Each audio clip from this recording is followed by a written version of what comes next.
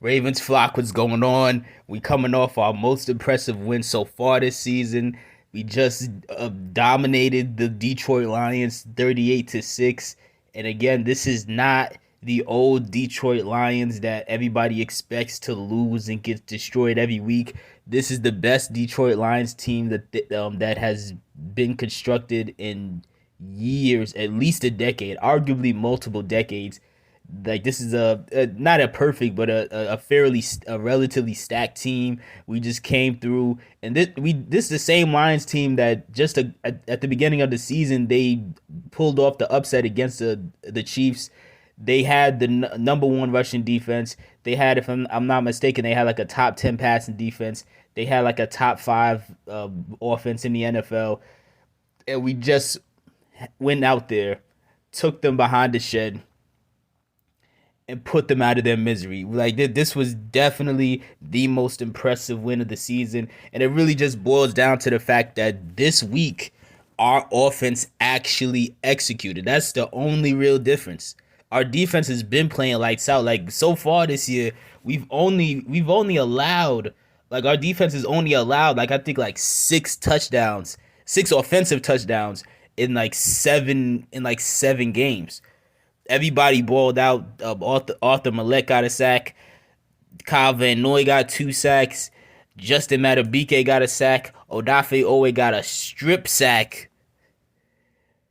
Geno Stone got another interception. Geno Stone is now leading the league in interceptions. Brandon Stevens got a really impressive pass breakup that could have been a pick, but still, nonetheless, if I'm not mistaken, it was a fourth down. So either way, it was a turnover on downs. Like it's just been completely lights out. Like I don't remember off the top of my head how many points were allowing a game, but it can't be more than like 13 or 14 points a game. Like this is unreal, and now the offense is finally matching that same level of intensity. Some of the major notes I took away on offense is that, again, like I said a few weeks ago, Todd Monken's scheme is working. Like all of us that are watching the games, we're seeing that like these opportunities are there. It despite what people in the media are saying, it is clearly different from Greg Roman. We are playing with way more space than we ever have. He's scheming these receivers open, and then also obviously they're setting up opportunities for everybody to get a chance to shine. Like Lamar hit like 9 different players in passing. Like he hit like 9 different receivers, technically receivers. Some of them was tight ends and fullbacks and stuff, but still 9 different players he hit on different passes throughout the game. Like a year ago, something like that would not even be fathomable. Like us distributing the ball to 9 different people. Gus Edwards had pretty much the best game of his career. He went out there, he rushed for 64 yards. He only averaged about 4.6 yards a carry, but I think most of that is because towards the end of the game, they were just trying to run the clock out, and so he got a couple of runs that were only for like maybe like 0 or like 1 yard or something like that. But then also he had that rushing touchdown. Then also Gus Edwards turned on the Jets and went for like an 80-yard catch from, like, I think it was like the 5 or 6 yard line, and he just like took it up like 80 yards up the field. I didn't know Gus Edwards could still run that fast. They clocked him at about 20.34 miles per hour, which kind of blew my mind because, again, it doesn't look that fast, but we also got to remember Gus is a huge human being. Like I think he's like 6'1" and 240. So by default, it doesn't look as quick as, smaller players like a Keaton Mitchell or whoever. But again, Gus was still moving, which again goes to what I've been saying the past couple weeks is we got to give Gus more opportunities. There's no reason for us to not make Gus our premier running back.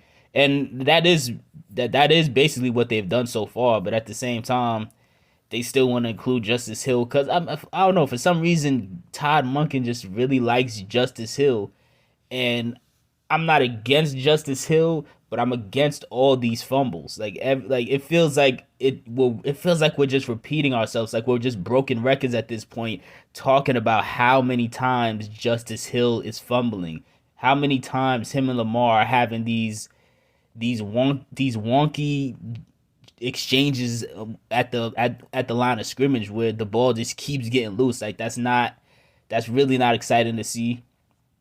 Hopefully they clean that up, or if anything, you're gonna have to, regardless of how much Todd Monken and John Harbaugh seem to favor justice, at some point you're gonna have to take his snaps away and either give more to Gus or just let Keaton Mitchell start to get more snaps. But yeah, this is just a really exciting win. This is definitely the opposite of what I was predicting. I think I predicted a score of like us winning 28-21 or something like that. This is obviously way better. This is the first game of the year we scored 30 plus points, and it was the week that I didn't predict us to score 30 points, so I'm just going to stay away from predicting 30 points from here on out. And all it boiled down to was execution. That's that which it's blowing my mind, not because it's surprising, but because to finally see it seemingly start to click after 6 weeks. It's mind blowing, but it's still very satisfying. I was hoping we would reach this point, 2-3 games ago, which we could have, but again, obviously, all these drop passes, like it is what it is, but still, again, this is the potential of that offense combined with this defense. We could literally do this every week against any team. Like I've been saying, like this is a good enough roster and a good enough scheme to where we could easily put up like 40 a game. And this is also a good enough defense to where we're only giving up like more or less 10 to 15 points a game. At this point, you might as well just book our ticket to the Super Bowl right now. And something that actually is interesting to me about the defense is how efficient we've been playing without even blitzing as much as we're used to blitzing in previous seasons. Obviously, Wink Martindale's been gone, but still, it wasn't until maybe a day ago when I was watching last night when I was watching the Monday Night Football game where the 49ers and the Vikings were playing, where they had a graphic up where they were showing teams that had the highest blitz percentage in the league, and they were showing it because the Vikings lead the league in that. But I was just looking at the top 5 teams on that list, and you see the Vikings, the Steelers, if I'm not mistaken, the Patriots, and and then like one other team, and it was really at that moment where it was just hitting me like, yeah, we really don't blitz as much as we used to because we're not on that list, and that's definitely a list that I'm happy to not be on. Not that there's anything wrong with blitzing a lot, but I am happy that we're going in a different direction and we're finding another way to still be effective. Like we are leading the league in sacks, despite how much Ravens fans are saying we still need an edge rusher, and how many Ravens fans are still not believing in the guys that we currently have on this defensive line. This defensive line is still continuing to produce over and over and over again. Justin Madubuike is a top 5 defensive tackle. I'm just saying that right now. I don't even think it's debatable anymore. Top 5 defensive tackle in the NFL. He got like 5.5 sacks right now. He's tied for 9th in the NFL. But again, the difference between 9th and like 4th is literally 1.5 sacks. At the pace he's going, I absolutely believe he's going to get up there. So this is definitely excited to see. In this game, Lamar got his 50th win. He is now 50-18 all time, which put him he's I think number 5. No, yeah, he did, because I posted the graphic the other day. He has the 5th fastest or the 5th fewest games necessary by any starter to reach 50 wins as a quarterback. The only people that had fewer starts to reach 50 wins were Roger Staubach, Tom Brady, Patrick Mahomes, and Ken Stabler. Like this is the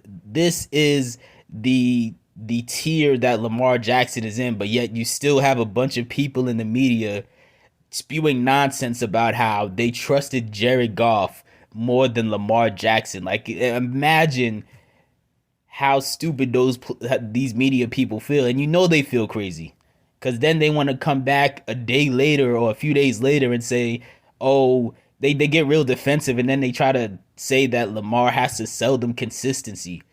Lamar is 16-1 against NFC teams. That is literally the greatest. That is the greatest winning percentage and the greatest record against a opposing conference by a quarterback since like 1970. He's 50-18 as a starter. How much more consistent do you want him to be? Lamar is completing 71% of his passes. He's second in the NFL in completion percentage right now. And if it wasn't for all those drops in the Steelers game, he would be leading the NFL in completion percentage right now.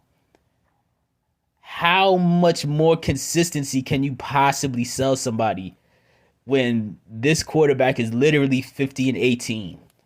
But these same analysts have very few negative things to say about a guy like Justin Herbert, who does nothing but pad his stats and lose games. That is all players like him do. And yet they're trying their hardest to make excuses for him. When Lamar was in a less favorable system, a less favorable situation, where he didn't have weapons like Keenan Allen and Austin Eckler and Mike Williams and you know what I mean, all this stuff around him, and he still produced. He still won games. I just can't wrap my head around it. But either way, it doesn't really matter what these people in the media say. This is all about the flock right now. That's who's listening to this right now, I'm sure. Maybe a few Lions fans might have accidentally clicked this, but in general, this page is for the flock. We know what's coming.